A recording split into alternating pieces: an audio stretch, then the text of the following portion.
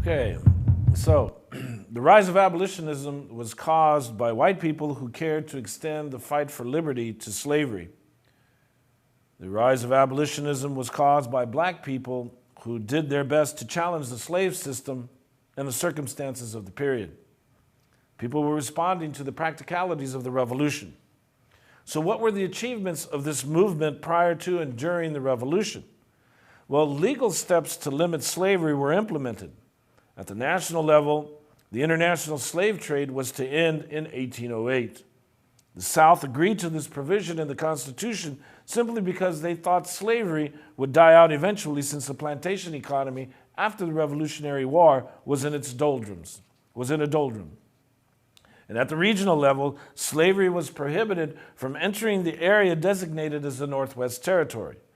And at the state level, free laws were passed in many state governments, and slavery was abolished in every state north of Delaware. And those who owned slaves in the northern states had until 1820 to emancipate their charges. All states north of Delaware encouraged gradual emancipation in 1820. And in the South, laws were passed to free slaves on an individual basis. So when we take a look at the involuntary immigrants' civil rights contribution, it is abolitionism. The impact of the abolitionist movement cannot be underestimated. It is good to know that at least some people dared to stand up and create change. And when one looks at the percentages of free black populations between 1760 and 1810, we can understand the depth of this liberation movement. In 1760, less than 1% of the black population in the British colonies was free. By 1810, estimates range that from 15 to 20% of the black population is liberated in the new United States. So by 1810, there were approximately 100,000 liberated Africans in the North and an equal number in the South.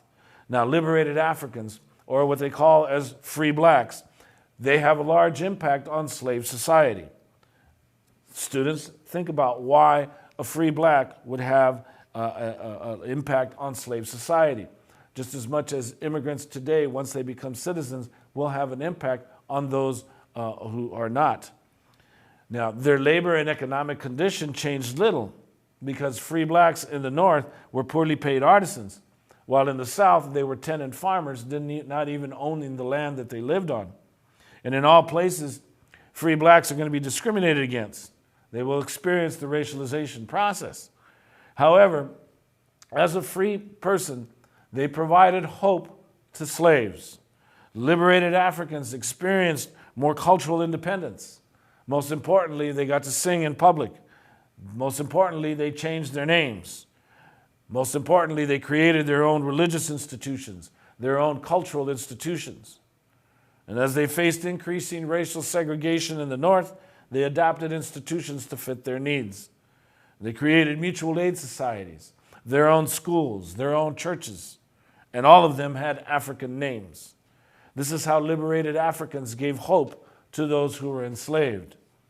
In the 1790s, abolitionism declines and will not rear its head again until the 1830s. People were not as vocal in continuing the movement as before. Basically, Eli Whitney created the cotton gin, and with the cotton gin, the profitability of slavery increased, and thereby it ended any discussion of abolition in the South. And in the North, there was an overriding desire amongst the white populations for national unity. There were also attitudinal differences amongst the whites. And just as long as slavery did not enter their states or neighborhoods, everything was fine. Meanwhile, slaves continued to build on their experiences as they underwent cultural transformations, religious revivals, and family changes. Now, I wanted to bring up the abolitionist movement prior to and during the Revolutionary War because most people think that the movement began during the era of reform under the Jacksonian democracy. But what actually happened was the abolitionist movement had quieted for 30 years, and then a groundswell of controversy was created as the United States expanded its borders from the Mississippi to the Pacific Ocean during the period 1830 to 1850. In the decades before the Civil War, many Northerners struggled to bring an end to slavery by any means possible. So we're going to watch a film clip from the Abolitionist Movement right prior to the Civil War. This was an important movement that was led by different peoples, William Lloyd Garrison, Frederick Douglass, Harriet Tubman, John Brown.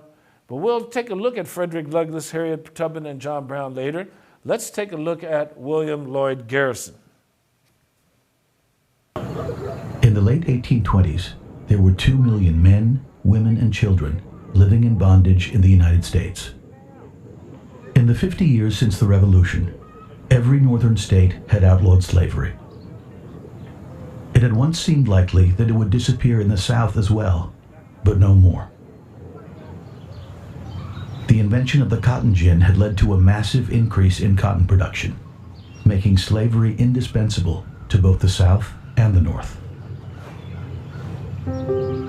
It's actually quite astounding how deeply entrenched it was in the nation's political and economic life. What is seen as this sort of idiosyncratic, peculiar Southern institution actually had an enormous economic significance in the national economy of the United States. Slaves were the single largest financial asset in the entire American economy, worth more than all manufacturing, all railroad, steamship lines, and other transportation systems put together. The only thing in the American economy worth more as simply a financial asset was the land itself, and no one really quite knows how to value, North America. The only voices advocating the abolition of slavery were black. Their frustration was growing, and some of them were becoming more militant.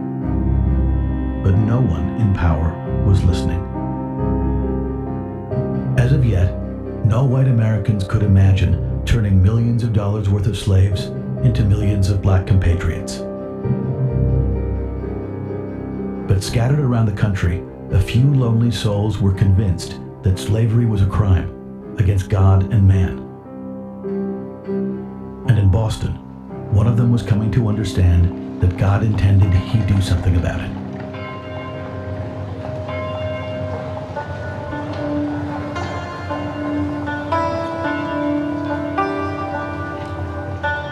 William Lloyd Garrison felt that he was destined to do great things, but he had no idea how to get there. In 1828, he was 22 years old, newly arrived in the city from his hometown of Newburyport. Garrison's father, a seaman and a drunk, had abandoned the family when Garrison was 2 years old. Plunged into poverty, Garrison's mother left her children for years on end as she looked for work. But in their time together, she managed to drum a fierce Christian conscience into her son. William Lloyd Garrison's religious background was not just a background. It was at the core of who he was. It was an indwelling spirit inside of him that constantly thought about making God's will come into being on this earth. Shortly after arriving in Boston, Garrison happened to meet an itinerant publisher who was raising money for his one-man anti-slavery newspaper. Garrison was horrified by descriptions of the slave pens where men, women, and children were held awaiting shipment further south. And he began to think that ending slavery was the cause that could give meaning to his life. Okay, that was William Lloyd Garrison, but that was the abolitionist movement that sprung up in the 1830s and was very significant all the way through to the Civil War.